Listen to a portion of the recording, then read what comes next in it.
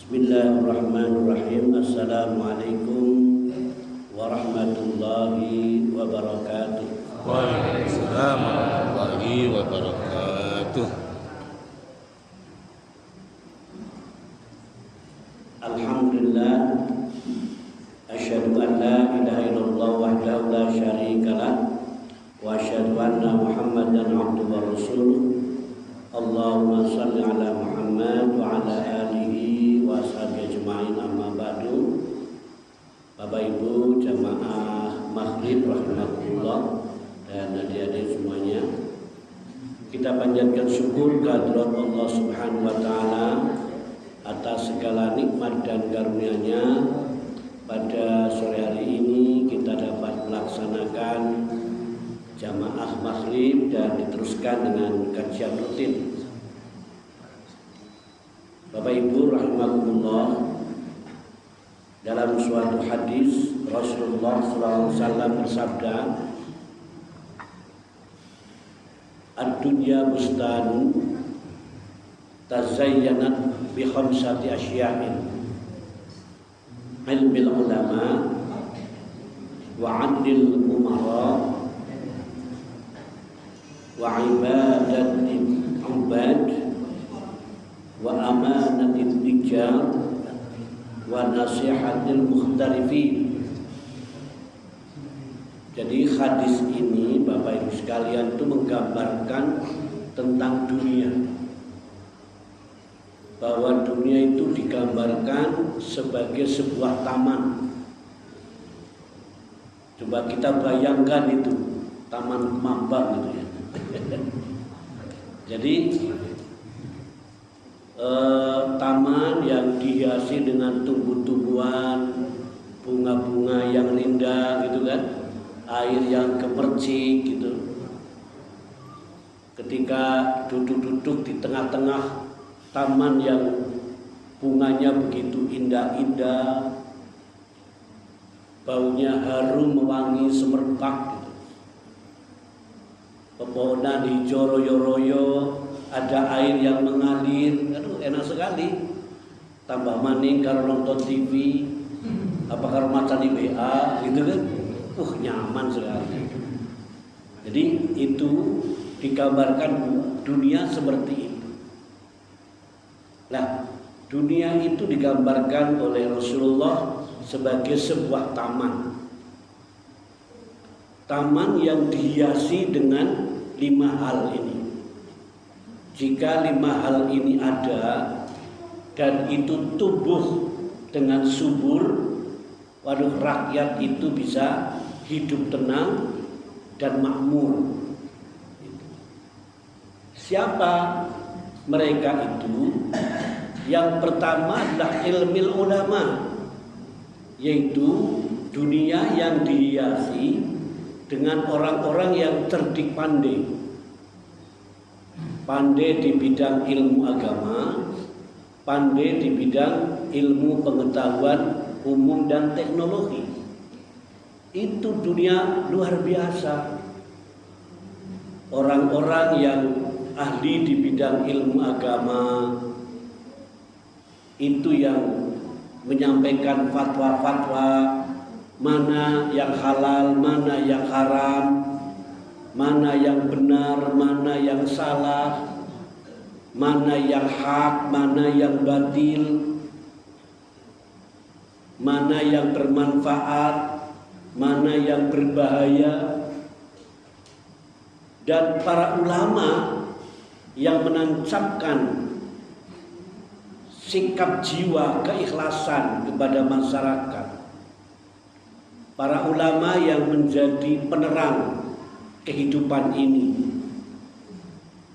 para ulama yang menjadi tempat rujukan oleh masyarakat, tempat bertanya, gitu kan? Itulah. Yang kedua, orang-orang yang punya ilmu pengetahuan dan teknologi, baik di bidang ekonomi, di bidang sosial, di bidang budaya, di bidang politik, di bidang teknologi. Mereka-mereka yang sering disebut dengan teknokrat. ahli-ahli ilmu pengetahuan dan teknologi penting sekali ketika berada di tengah-tengah masyarakat. Karena apa? Mereka yang ahli di bidang teknologi itu membuat hidup kita menjadi mudah. Teknologi media sosial, HP, itu kan membuat kita mudah. Mau apa-apa cukup dari rumah. Ya kan? Kepengin sate ayam, tinggal klik GoFood, kan gitu. Gak perlu punya mobil, tinggal klik Grab, begitu.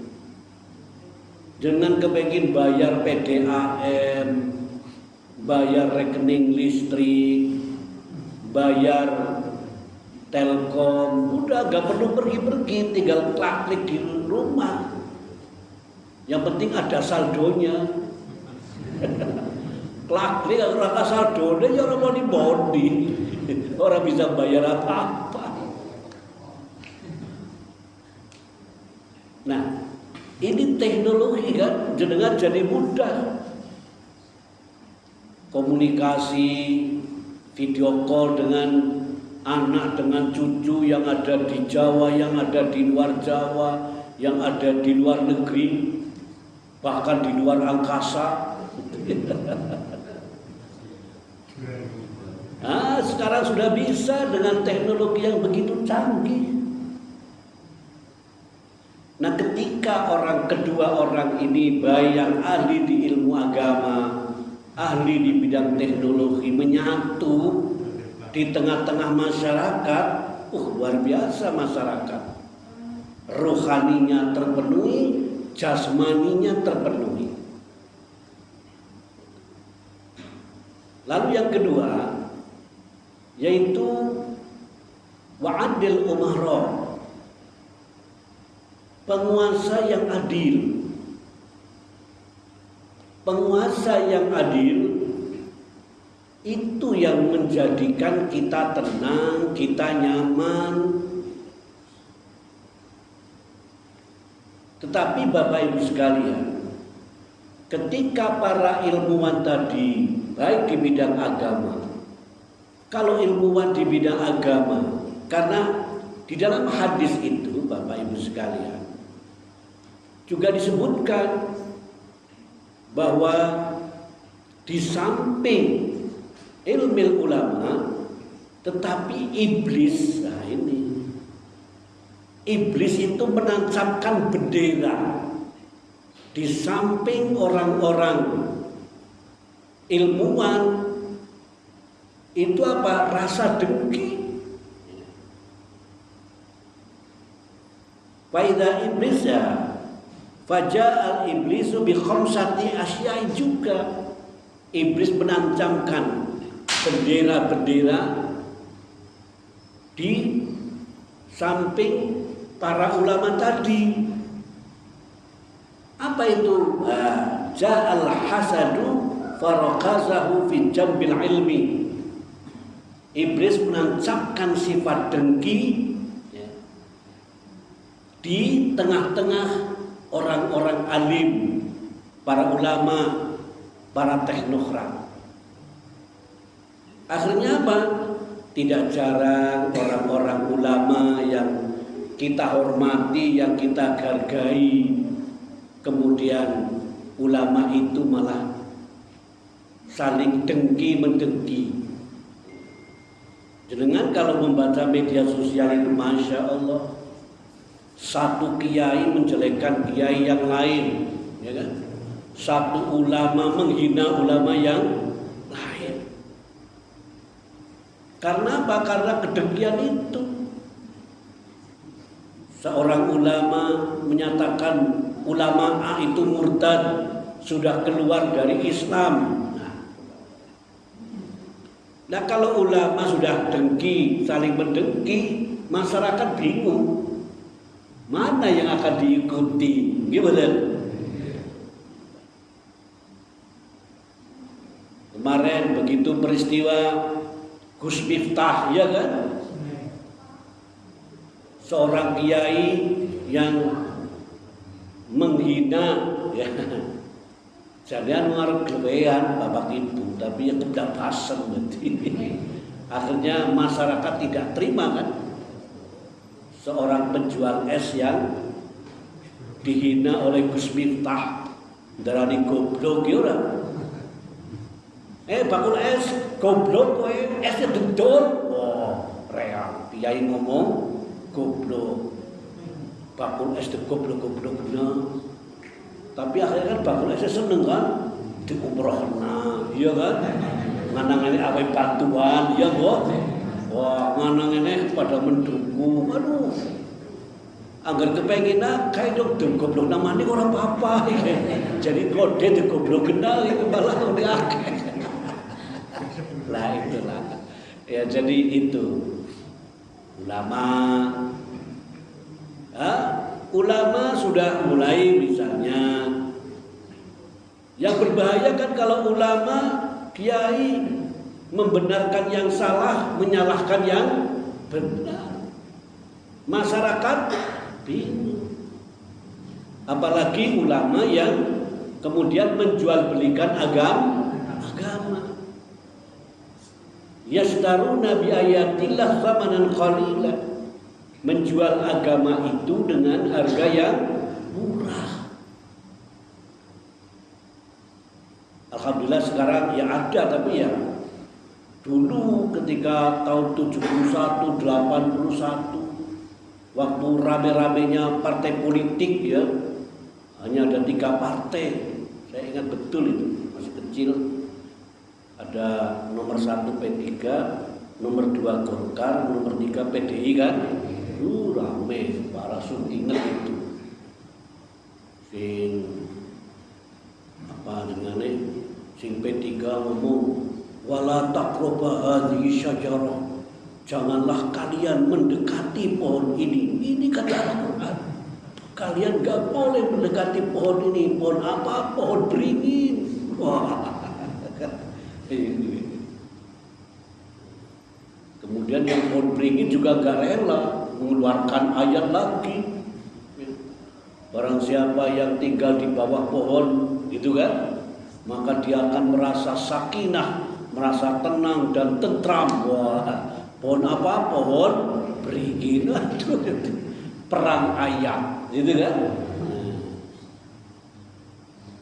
Golkar orang terima untuknya surat Al-Fil, ya kan? Alam taro kaifa fa'ala rabbuka bi ashabil fil, dulu kan Ka'bah yang oleh tentara lah itu. Nah, jadi itu dulu banyak perang ayat sehingga muncul para kiai saling dengki-mendengki. Kalau sudah seperti ini bahaya sekali. Begitu pula kalau ilmuwan-ilmuwan, teknokrat sudah mulai rasa dengki, aduh. Bapak Ibu sekarang di media coba, orang-orang pinter itu pada padu dewek. Kadang-kadang deweknya melu bingung, sih bener di. Oke, mesti sih bener ya, sih bener. Dah jebule hakime, jadi malah kayak kan ini kan. Kayak kasus apa di Jawa Timur lah. Itulah. Jadi sekarang banyak orang ahli hukum ya, tapi mempermainkan hukum. Nah, itulah. Kemudian yang kedua wa'adil umara, yaitu adilnya para penguasa, pemerintah. Orang-orang yang berkuasa wa'adil umara. Penguasa-penguasa itu adil. Ketika penguasa-penguasa dari tingkat presiden sampai ke RT itu adil, waduh luar biasa. Bapak Ibu sekalian. Jadi apa itu adil? Adil itu tidak condong ke kanan, tidak condong ke kiri. Itu adil. Memperlakukan sama semua orang, tidak pandang bulu, apalagi kaki, bulu aja gak dipandang. Tidak pandang bulu, tidak pilih kasih. Kata Ibnu Qayyim, ya, kata Sayyid Qutb itu mengatakan bahwa adil itu merupakan sikap yang mutlak, yang tidak menunjukkan kecondongan. Karena apa? Karena kasih sayang atau karena kebencian. Tidak menunjukkan kecondongan karena suka dan tidak suka. Tidak menunjukkan kecondongan karena apa? Karena apapun. Jadi adil itu tidak memandang siapapun. Tidak condong karena apa? Karena keluarga, karena kakak, karena adik, karena saudara, karena anak, karena satu partai, karena partai yang berkoalisi, karena suku, karena agama, karena golongan, gak boleh. Semua manusia itu diperlakukan sama, tanpa pilih kasih. Itulah adil. Sehingga apa?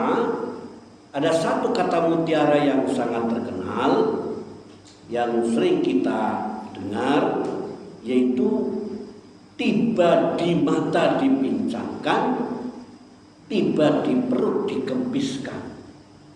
Artinya apa? Kalau dia saudara, kalau dia teman, kalau dia keluarga, kalau dia satu partai, kalau dia satu golongan, maka dia akan dianak emaskan.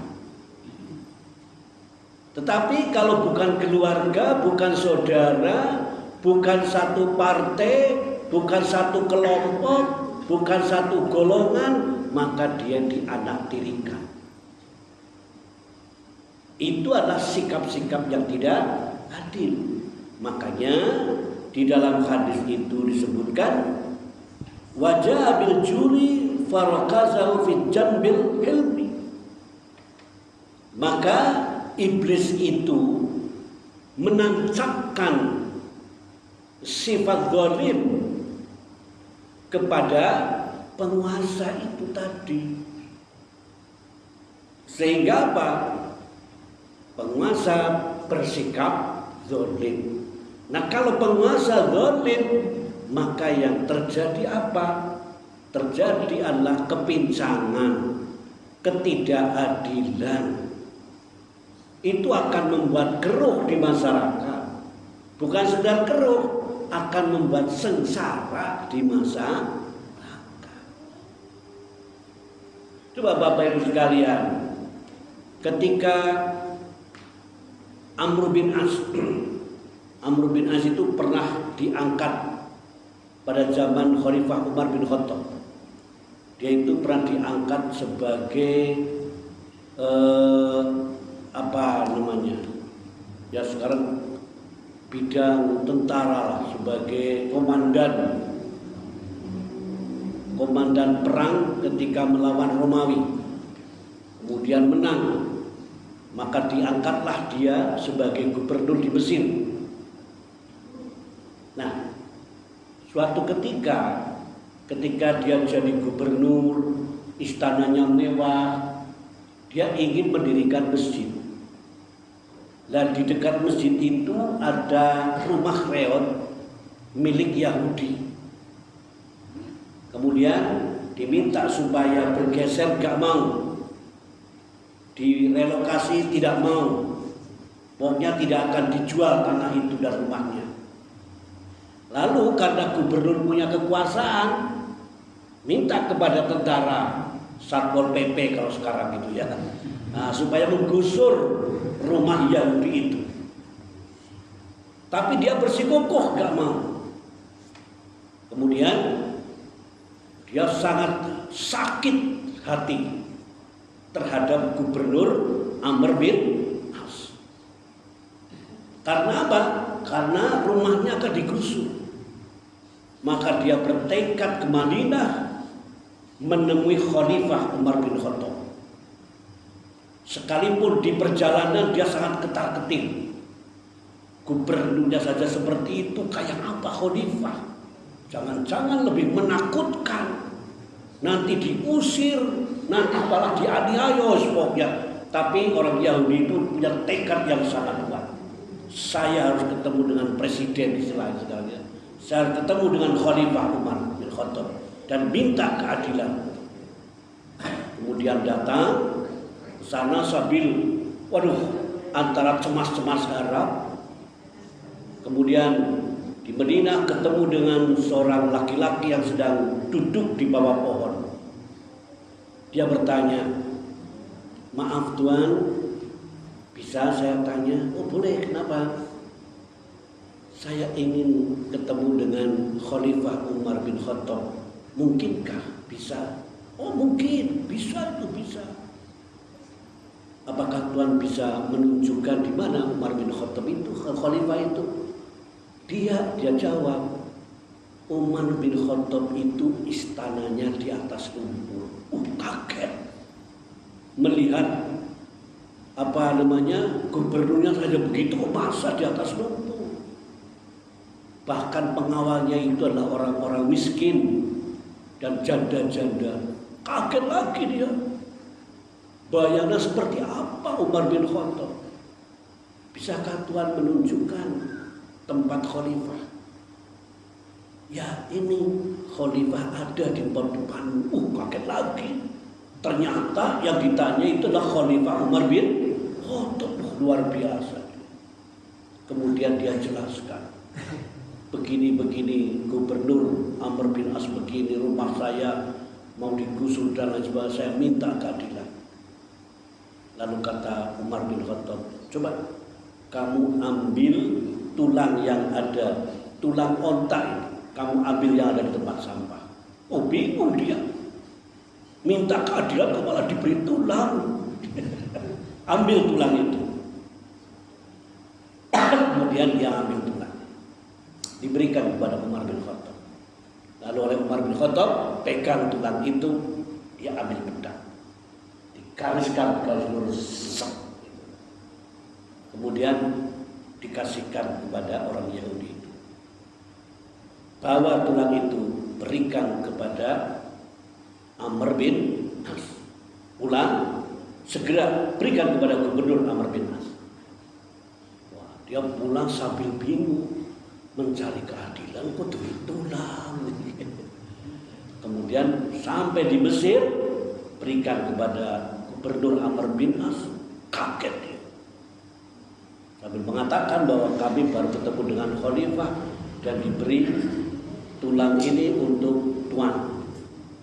Begitu melihat tulang yang digaris oleh pedang itu, Amr bin As itu seperti gemeter, karena seperti melihat Umar bin Khattab di depannya dengan membawa pedang dan mengatakan bahwa engkau telah berbuat zalim, kamu harus adil lurus seperti garis dalam tulang ini.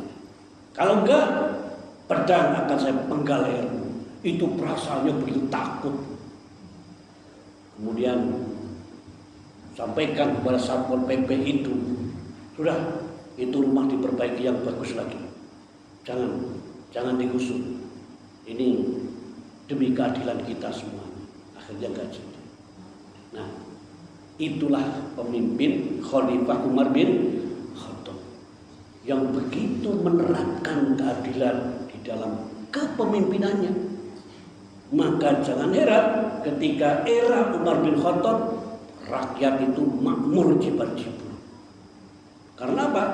Karena pemimpinnya itu sangat adil dalam menerapkan hukum dan lain sebagainya.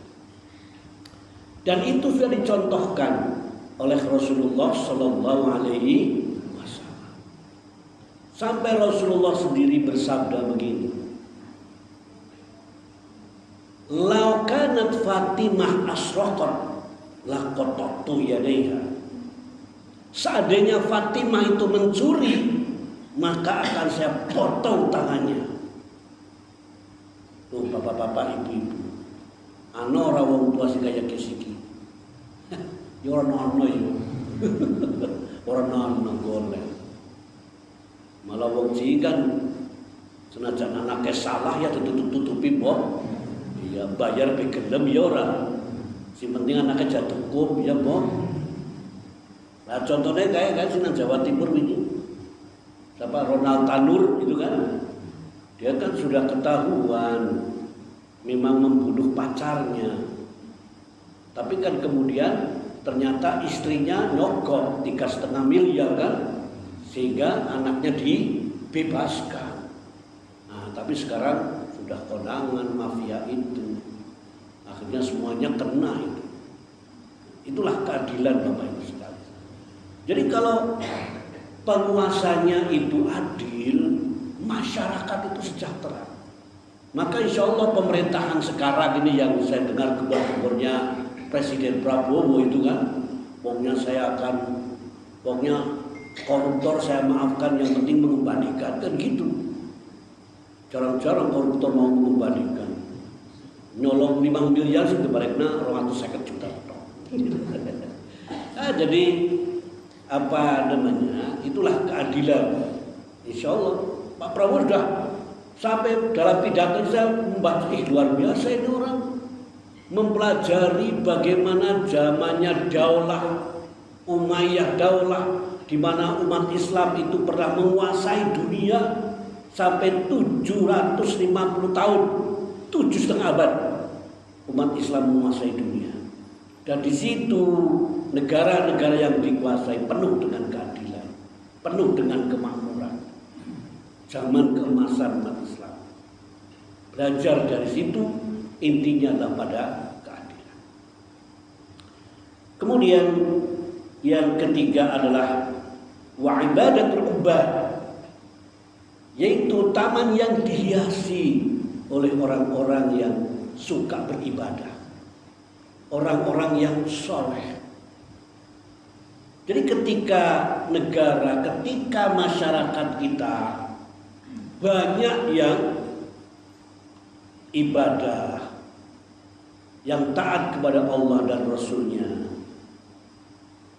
Tapi kan Bapak Ibu sekalian, berdasarkan hasil penelitian di Indonesia ini, umat Islam yang sholat saja itu hanya 38%. Umat Islam yang sholat itu, sholat rutin kayak kita, itu hanya 38%. Bahkan yang suka sholat jamaah itu hanya 2%. Amamane ngerti itu, sing sholat jamaah subuh kayaknya dia 100% orang nanan dia. Padahal biasanya sing sergap sholat subuh, sing apa jenenge, sing ora doyan suapan nih. Tapi kan sedikit. Sing ora doyan money politik. Tapi berapa jumlahnya? Sedikit Bapak. Nah, orang-orang yang tekun ibadah, orang-orang yang soleh itu arahnya kemana? Jangkauannya kemana? Jangkauannya itu adalah taat kepada Allah. Dia selalu al-abidun, itu ibadah, menyembah hanya kepada Allah Subhanahu wa ta'ala. Yang kedua, dia itu mengikuti aturan-aturan, mentaati perundang-undangan, taat kepada pemerintah, taat kepada ulil amri.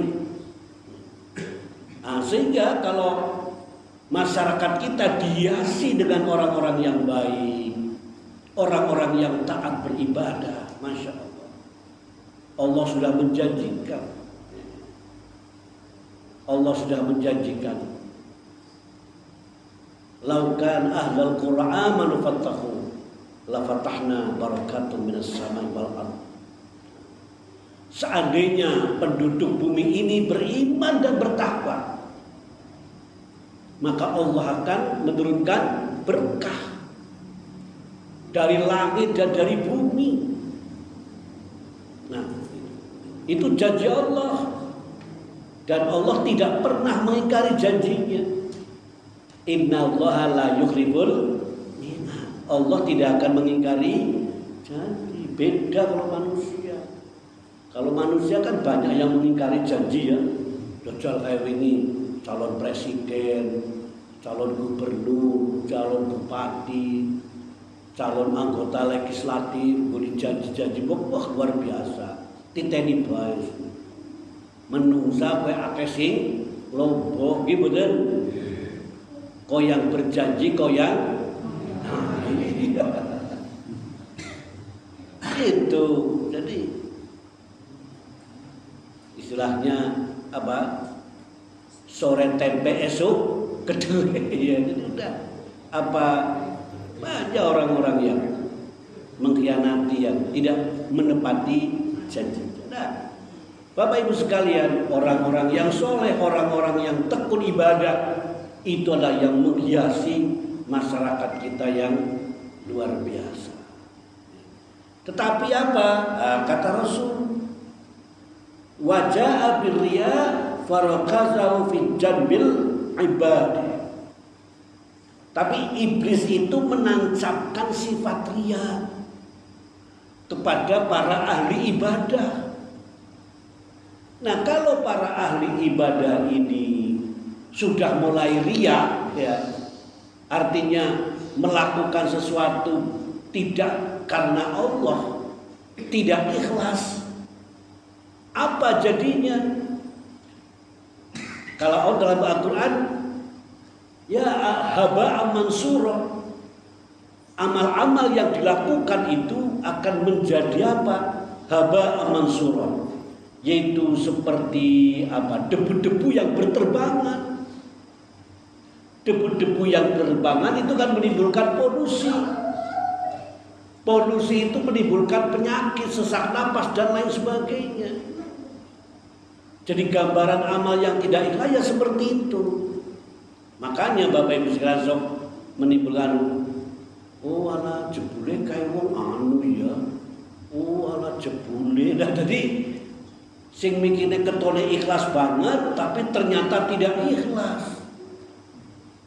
Sehingga kadang-kadang kita lihat Bapak Ibu sekalian, orang yang yang luar biasa kelihatan alim dan lain sebagainya, malah jebule bukur lambine tok karo celana aneh, atine kuwi ora pada. Kenapa? Karena iblis telah menancapkan sifat riya kepada orang-orang yang ahli ibadah. Jadi kadang-kadang ketekunan ibadah itu juga setan memang luar biasa menggodanya. Setan itu menggoda manusia luar biasa. Nah, makanya iblis ini yang menggoda orang-orang yang ahli ibadah untuk apa? Untuk menunjukkan sikap sifat riyanya. Nah, kalau orang-orang sudah tidak pada ikhlas, ya berarti kan mereka hanya pamer gitu kan. Hanya di lahiriah saja. Ternyata batinnya itu tidak seperti apa yang nampak di lahirnya. Nah, padahal ibadah itu harus lahir dan batin. Ibadah itu harus lahir dan batin, nggak bisa hanya lahirnya saja. Nah, kemudian yang keempat adalah wa amanah tijar, yaitu para pengusaha, para pedagang yang apa? Yang amanah. Para pedagang yang amanah. Para pedagang yang dapat dipercaya. Para pedagang yang jujur. Orang yang jujur, pedagang-pedagang yang jujur itu luar biasa. Rasulullah mengatakan bahwa pedagang-pedagang yang jujur nanti itu di surga akan bersama dengan Nabi, para siddiqin, para syuhada. Kedudukan mereka itu nanti bareng-bareng dengan Nabi, dengan siddiqin, dengan sholihin, dengan syuhada. orang-orang yang mati syahid itu adalah pahala balasan bagi pedagang-pedagang yang jujur. Tapi kalau kita lihat di dalam hadis disebutkan wajah bil khiyanati faraqazaha fi janbil amanah. Iblis menancapkan bendera khianat di samping amanah itu. Sehingga apa? Banyak pedagang-pedagang yang tidak jujur. Akeh wong dagang sing seneng lombo. Angger ngomong lombo, malah cara wonge kaya wong tuli angger meneng beng lombo apa maning ngomong. Jadi meneng beng lombo apa maning ngomong. Karena udah biasa bohong. Orang dagang itu paling gampang sekali bohongnya. Tur orang katon ngombone cerene. Ini kadang-kadang ya keton bae. Saya pernah itu ya di sana itu. Ada orang yang mau jual rumah. Cerita dengan saya, Pak Juala itulah dibeli Muhammadiyah dulu. Berapa? Terusan aja itu sudah ditawar 4 miliar. Oh iya. Lah ini kan anu duwe kanca pirang-pirang. Kabut tulung nggih. Kayak kira-kira lega pirang. Alah wong tawa maring aku 3 miliar berat tergugu. Lho jare wis tenyang 4 miliar. Jadi apa? Jadi kadang-kadang dikira gua enggak tahu itu. Jadi gampang sekali orang dagang itu lombo ya. Makanya hati-hati Bapak Ibu. Sekarang itu banyak apa namanya investasi bodong. Ngerti Bu investasi bodong? Masya Allah. Jadi kadang-kadang dengan istilah apa dengan kayak tentang RTA apa dengan itu apa arisan, jebule arisan bodong, ada itu. Wah, sing akeh kenapa sing ibu-ibu, sebab apa kayak sebagai ini investasi 10 juta untuk abad bulan 1 juta bungane, seger banget dong. Nabung 10 juta bungane sebulan 1 juta, dengan kayak nyuri transfer juta bok bener. Malah nang orang cukup kok nabung maning we. Terus maning kacane pada belu bae. Ya nyuri maning kok malah 1,2 juta ya. Ki transfer ya. Lah baru 5 bulan kene ki orang transfer iki. Tegoleti malah kantore pindah wis. Telepone ora bisa dihubungi. Oh ana nyung telepone jebule ya. Jebule sing ditransfer duit dewek.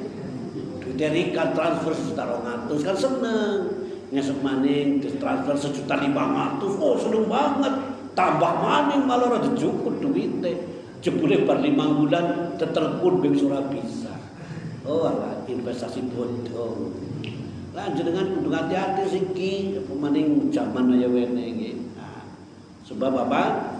Banyak orang yang menang beng lombo apa maning. Sebab apa? Setan itu selalu menggoda. Dia menancapkan sifat khianah di samping sifat amanah. Itu Bapak Ibu sekalian. Jadi kita tidak usah apa namanya, hati-hati kalau ada tawaran-tawaran yang menggiurkan. Saya pernah punya anak buah itu. Bu, arep utang ngapa? Iki Pak lah kula badhe investasi. Hati-hati Bu. Boten iki kanca kula pun anu kok jan temenan. Wong Pak Johan badhe derek iki monggo malah senyum. Alah boten pun jenengan ngatos-atos temenan. Bar 4 bulan nembe cerita. Mungkin terus Pak Johan. Lah kowe kan 50 juta ilang kok. Jadi Masya Allah. Ya ibu-ibu. Nah itu ibu-ibu sekalian. Karena banyak. Nah makanya apa? Orang dagang yang jujur itu oleh Allah Subhanahu wa Ta'ala sangat dihargai, sangat dihormati. Jadi kita berdagang tidak sekedar mencari untung, tapi mencari berkah. Ini mencari berkah. Ya syukur ya tadi gede tur berkah.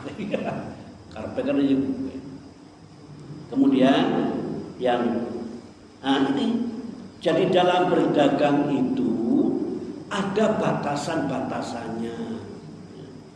Allah Subhanahu wa Ta'ala berfirman dalam surat An-Nisa ayat 29, A'udzubillahi minasyaitonir rajim. Ya ayyuhalladzina amanu la ta'kulu amwalakum bainakum bil batil illa an takuna tijaratan antara minkum.